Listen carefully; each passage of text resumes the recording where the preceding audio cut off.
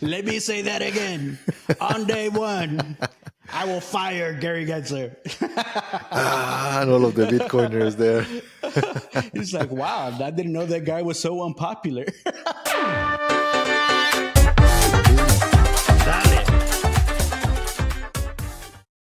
Bitcoin. All right. Bitcoin. So what's new there? Okay, first of all, I got to say, new all-time highs this week. I think it's very, very exciting for us OGs that have been out here waiting for this to pop off. It's been going sideways accumulation phase for since February. So, like 9 months of sideways action for Bitcoin, just oscillating back and forth. It finally did break this kind of sideways action. And I think leading up to the news on the election and things like that, right now we're at all-time highs. Reminder, like, subscribe, and go check out our all-time high videos. They're a good time. It's got a mixture of a bunch of different memes and set to some music. So you got to go pump it up. But there's a reason for this. Okay.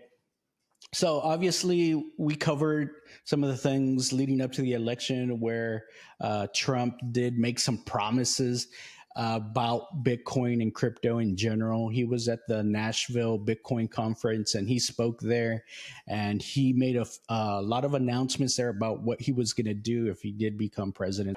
I will keep Elizabeth Warren and her goons away from your Bitcoin. So we're going to cover just like the top 10-ish things that Trump said he would do if he became president for Bitcoin, which is causing all this excitement and the price going up, among other things. We knew Bitcoin was going to go up, but this might accelerate it just a little bit. So yeah, exactly. I think that either way, right? If Democrats will win, I think that it will also. There's some things that it was happening in the banking industry, right? Like you have the BlackRock with the ETFs, and you have the options coming in, which kind of will allow any other hedge funds to start playing. So all of that was already in motion even before the election. So but yeah, excited. One of the ones that I'm excited is as well the kind of the reserve, the national reserve, right? 1 million BTC, which is a lot. Remember, there's only like 21 mils, but with all of them Bitcoins that they have been lost in wallets, and why not? It's like and plus all of the Satoshi. I think the Satoshi has also 1 million, right? So and they haven't moved. So basically, probably he's just not gonna move them anymore. So maybe about 18 millions? Maybe, yeah. Think about all the diamond hands that are out here. Your BlackRock's, they got diamond hands. Michael Saylor has diamond hands. Satoshi has diamond hands. They're all going to hold on to their Bitcoin. A lot of the OGs have diamond hands. They're holding on to their Bitcoin.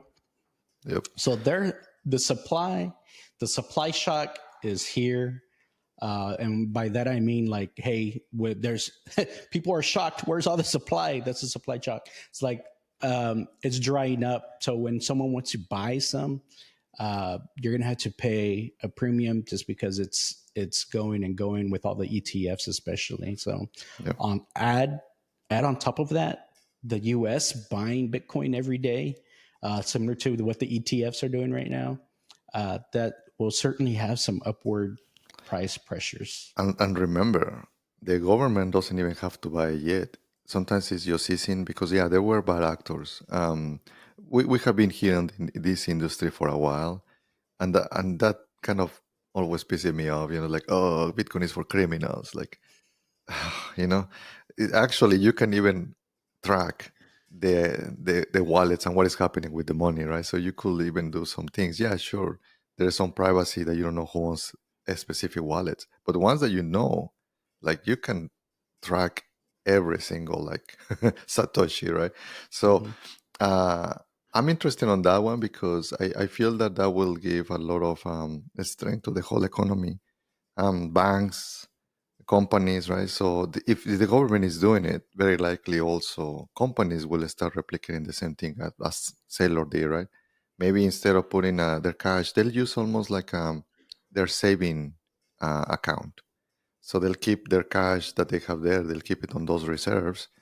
And I think that in some points, obviously, the price will stabilize. is still going to go up compared to the dollar that is actually deflationary, right? It's going to go to almost like Argentina, right? Losing 90% of the value. If you don't believe me, look at just the 120 years before, right? Like the dollar has been losing value year over year. So that one is an interesting one.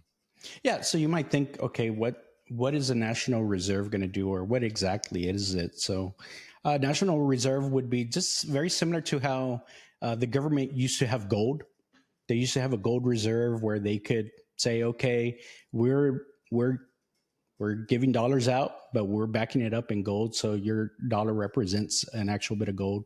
That's not the case anymore, obviously, for the last 50 or so years. But the thought behind that is that the government will have a reserve of Bitcoin, and that will represent the strength of the government, the strength of the economy, things like that. Um, I think there's some other plans that they've talked about, perhaps using this reserve of Bitcoin to help pay off some of the debt and things like that that the U.S. currently has, because it has trillions of dollars, right, and adding trillions yearly, just because of the current interest rates and things like that that it has, to try and pay that off. So there's some strategic things that you can do with this, but the key point here, I think, just in general for Bitcoin and the price and things like that, is that the U.S. government will likely be daily buyers here. Right now, Bitcoin mining only produces a certain amount of Bitcoin every day. That's already being bought up by ETFs. Adding another buyer, you're having to split that even more. So there's only so much Bitcoin to go around, and the big buyers are coming around, and they're going to be buying it every day. And again, once the U.S. does it, there's going to be a lot of other countries around the world that are going to be like, you know what, we got to do it. It's the whole game theory too there. It's gonna start this domino effect. Yeah, and there are a couple things that are easy for the government to do. Number one is to free Ross Ulbricht, the guy from Silk Road. Yeah, he did a couple things there that he enabled bad actors, right, to start using like Bitcoin as a exchange for, like drugs or whatever. But I think that maybe the guy pay, his sentence. Like maybe that one is one of those that it will be easy for the government to pardon him. The other one that is actually also easy to do is like Gensler, Gary Gensler, just pack your shit and GTFO from here. Let me say that again. On day one, I will fire Gary Gensler. And all of the Bitcoiners there. He's like, wow, I didn't know that guy was so unpopular. And then he said it again, right? So just for those that you guys don't know, that guy is kind of the head of the SEC, which is the organization that regulates a lot of the trading commission, right? Secretary of Exchange Commission, and the guy has been just as obstructive. Even sometimes they're asking him questions about, hey, why you're doing this, right? What people is trying to understand the reasoning behind it. And you know what? Maybe right now it's a little bit more of my thinking is like, maybe somebody has something on him, like some blackmail. Politics. Yeah, there's something, right? But either way, he's not going to be there for long. So that's obviously going to be a bright spot for a lot of the policy and the regulations and the clarity for all the businesses that are trying to work in the crypto space. If he's out the door, hopefully someone that is actually interested in creating policy that actually helps will get put into its place, and the whole industry will benefit from that. Yeah. And there are a couple others, right? Like preventing the CBDC. I think that Trump, he has been saying that he wants to make America great again, which is, a dollar, just keep dollar. It's going to be interesting how he's going to intertwine Bitcoin with the dollar. But yeah, for sure, I don't think that he is going to try to keep going with the CBDC, which is the coin, the government coin, right? Yeah. And I think very, very important in all this, he recognizes the need for privacy and for promoting your own custody, right? So we've always said before, not your keys, not your coin. So he's going to make sure that if you don't want to have your Bitcoin on an exchange, or if you don't want to have go through Schwab or something to go buy your Bitcoin, or buy an ETF. If you just want to hold it, you can hold it yourself. So I think that's something very, very important. And they even talked about things like you don't have to pay capital gains whenever you buy using Bitcoin. So all of these things that have been question marks in the past for Bitcoin in terms of clarity. How can I use it? How can it be used? When do you pay taxes? Things like that. A lot of that is going to become a lot more clear. And I think he's already said in his first 100 days, he's going to have a crypto committee or a Bitcoin committee stood up or put in place so that all of these things can be clarified. It can be put on paper. It can make sure that everybody knows what to do and everyone's playing by the same rules. So I think that's going to be great for the whole industry. It's about time, man. It's like we have been asking for that. It's like, just give us some clarity. How do you want me to report in my freaking Yeah. IRS statement, right? So it's like, it's great. This is all good news. I know that sometimes the hardcore Bitcoiners is like, no, this is against what Satoshi wanted. It's like, no, bro. I mean, you have to get regulated. In that way, there is less problems like FTX, right? And all of these different hacks. Then you might be able to even get some loans against your Bitcoin, because guess what? Sometimes the bankers, they call it dead money.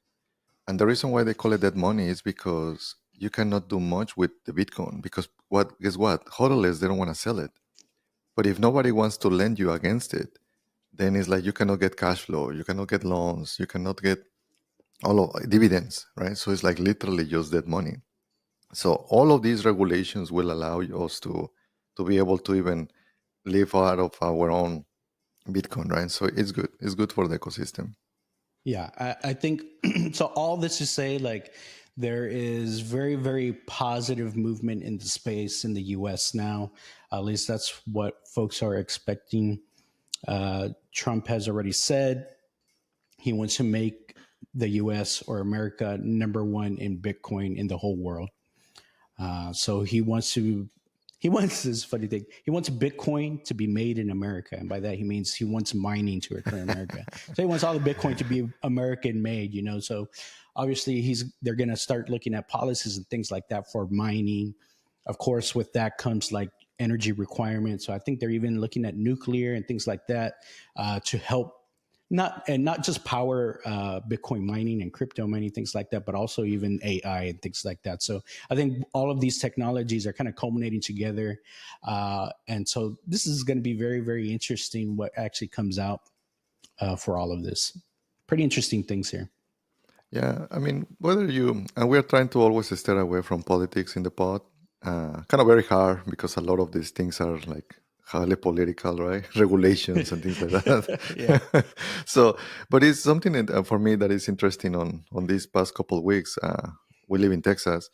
It actually kind of Trump's makes this thinking of America is great, right? And even his slogan, let's make America great again, right? So you can start seeing people are again trying to wear the shirt like, yeah, and I'm American, right? So it's I like that sense of patriotism, right? Like people is looking into that.